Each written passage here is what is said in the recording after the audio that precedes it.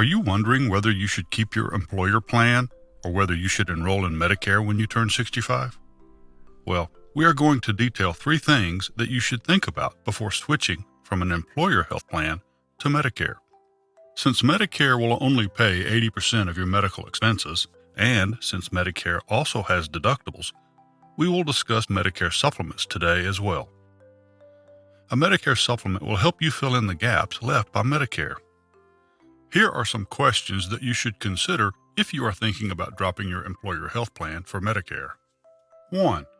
Is your spouse or any other family member included on your employer's health plan, and is that person younger than 65? If the answer to this question is yes, you should strongly consider keeping your employer plan because your family member might be left without coverage if you switch from your employer plan to Medicare. You won't be able to add your spouse or other family members to Medicare, Medicare Part C, or a Medicare supplement plan because these plans are for individuals only. Family members are not allowed on these plans. 2. Are you single, divorced, or widowed? If you are married, is your spouse also turning 65? If your answer is yes to one of these questions, you should compare the annual deductible for your employer plan to Medicare. You also want to compare the maximum out-of-pocket costs and the monthly premiums. Here is a rundown of the deductibles and premiums you can expect under Medicare and a Medicare supplement. If you have paid 10 years into Social Security, you will not have a premium for Medicare Part A. Medicare Part B has a base premium of $164.90 per person for 2023. The base premium for Part B might change each year. With a Medicare supplement, you can expect to pay around an additional $100 a month, depending on your zip code and the plan that you choose. So, the amount that you pay for a supplement will be on top of what you pay for Medicare Parts A and B. For Medicare Part A, the deductible for each occurrence in 2023 is $1,600.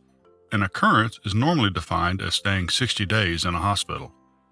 For Medicare Part B, the annual deductible for 2023 is $226. If you decide to add a Medicare supplement to fill in most of the gaps that Medicare leaves, you can expect a higher annual deductible.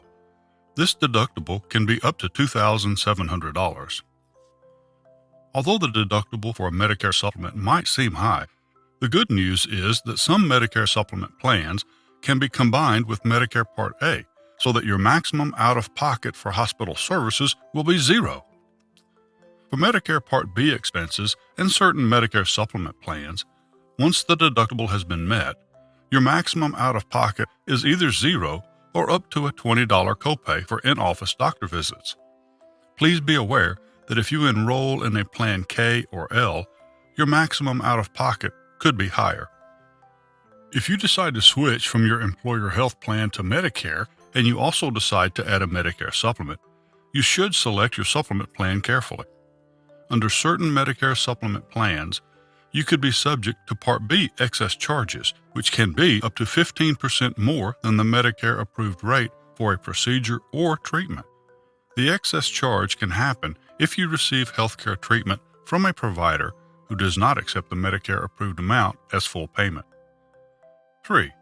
The last thing that you should consider when you are trying to decide whether to drop your employer plan for Medicare is the network of doctors and facilities available in your employer's health plan. If the network of doctors and facilities in your employer's plan is limited, you should consider switching to Medicare. With Original Medicare, you can go to any doctor or facility in the U.S. that accepts Medicare. If you are not familiar with the different parts of Medicare and the terms that we just went over, please take a look at the video that popped up in the upper right corner of your screen. That video explains the basics of Medicare. We hope that this information has been helpful. If you have questions or a concern, please use the comment section below. We will answer your questions as soon as possible. We are here to provide you with information on Medicare-related issues. Please subscribe to keep up with our latest Medicare topics. If you need to know more about the penalties of not signing up for Medicare during your enrollment period, please take a look at the video on your screen.